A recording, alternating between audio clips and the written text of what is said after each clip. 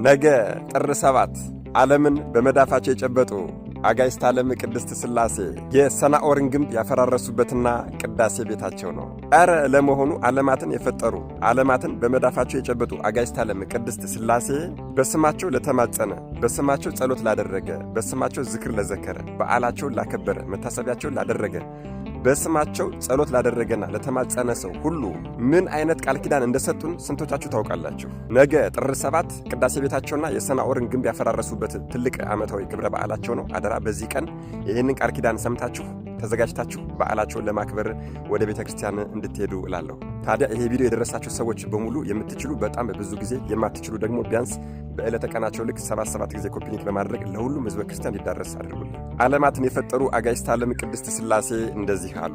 ቃላችን ስማችን ሲነበብ ሲነገር፣ ይልቁንም ደግሞ ድርሳናችን መጽሐፋችን ሲነበብ ሲነገር፣ ተአምራችን ሲነበብ ሲነገር፣ ድርሳናችንም ሲተረጎም በጥቡ ልቦና ሆኖ የሰማውን ሰው እኛ 7 ጊዜ በዕርፈ መስቀል እንባርከዋለን።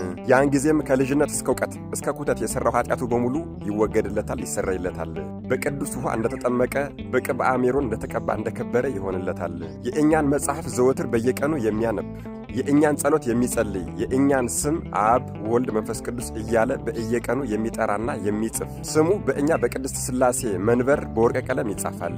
ዕድሜውም ይረዝማል። ጠላቶቹም ክፉ ነገርን በልቦናቸው ባሰቡበት ጊዜ እንደ ጢስ ተንነው እንደ ትቢያ በንነው ፈጽሞ ይጠፉለታል። አጋንንትም ዘወትር ተስፋ እንድንቆርጥና እንድንደነግጥ የሚያደርገንን ይህንን ሰው ምን እናድርገው እያሉ እርሱ ካለበት አካባቢ ይሸሻሉ። እሱ ባለበት ቦታ ከምንገኝስ አንድ ቀን በጠፋን በተሻለን ነበር ይላሉ። ዘወትር በአብ በወልድ በመንፈስ ቅዱስ እጅ ይቆርባል። በሚጸልይም ጊዜ የጸሎታቸው ጋሻ ይጋርደዋል። ጫማችሁን እሸከም ዘንድ በሀገራችሁ አስቀምጡኝ እያለ ዘወትር እየጸለየ እኛን መድረሻ መቀመጫ መቆሚያ አሳጣን እያሉ ይሸበሩለታል አሉ አጋዕዝተ ዓለም ቅድስት ሥላሴ።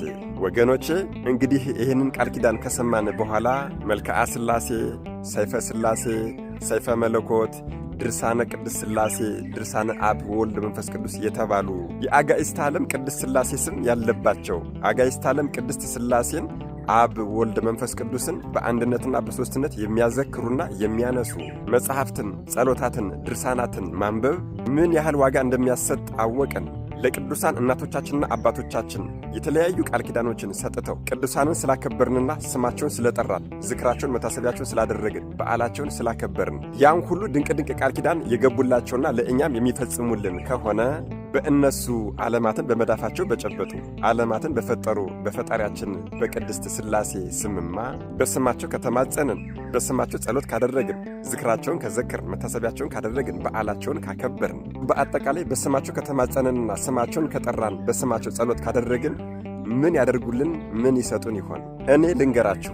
በአጋዕዝተ ዓለም ቅድስት ሥላሴ ስም የተማመነና የተማጸነ በፈጠሩን ኃያል በሆነው በቅድስት ሥላሴ ስም የጸለየ የታመነ በማንኛውም ጭንቅና ችግር ላይ ሆኖ በማንኛውም ደስታና ፌሽታ ላይ ሆኖ የአጋዕዝተ ዓለም ቅድስት ሥላሴ ስምን የጠራን ሰው ነፍስን ወይም ደግሞ እስትንፋስን እፍ ብሎ ከመፍጠር ውጭና ለቅድስት ሥላሴ ለፈጣሪያችን ከሚገባ ስግደት ውጪ ሁሉንም ሥልጣን ሰጥቼዋለሁኝ፣ ሥልጣኑ ከሥልጣኔ ክብሩ ከክብሬ ጋር አንድ ይሆናል እንደተባልን አላወቃችሁም እንዴ?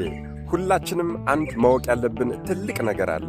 እርሱም የመጀመሪያውም የመጨረሻውም ትልቁ ጸሎታችን በስመ አብ ወወልድ ወመንፈስ ቅዱስ አሃዱ አምላክ ብሎ አጋዕዝተ ዓለም ቅድስት ሥላሴን በአንድነትና በሦስትነት መጥራት እንደሆነ አላወቃችሁም እንዴ?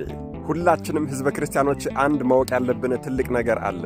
የመጀመሪያውም የመጨረሻውም ጸሎታችን የጸሎታችን መጀመሪያም የጸሎታችን መፈጸሚያም በስመ አብ ወወልድ ወመንፈስ ቅዱስ አሃዱ አምላክ አሜን ብሎ የአጋዕዝተ ዓለም ቅድስት ሥላሴን ስም መጥራትና ማመስገን እንደሆነ አላወቃችሁም እንዴ? አዎ በፍጹም እምነት ሆኖ በስመ አብ ወወልድ ወመንፈስ ቅዱስ አሃዱ አምላክ ማለት። እንግዲህ ወገኖች የሚያውቁትን ለማያውቁት ማሳወቅ በጎነት ነውና አደራ ይህንን ቪዲዮ የምትችሉ በጣም ብዙ ጊዜ የማትችሉ ደግሞ ቢያንስ 3 ጊዜ ኮፒ ሊንክ በማድረግ ለሁሉም ሰው እንዲዳረስ አድርጉልኝ። ለቤቱ አዲስ ሆናችሁ ፎሎ ማድረግ እንዳይረሳ። ይሄ ቤት የማትጸጸቱበት ቤት ነው፣ የምትጠቀሙበት ቤት ነው። አጋዕዝተ ዓለም ቅድስት ሥላሴ አስተዋይ ልቦናና ሰሚ ጆሮን ይስጡን። አሜን። ይቆየን።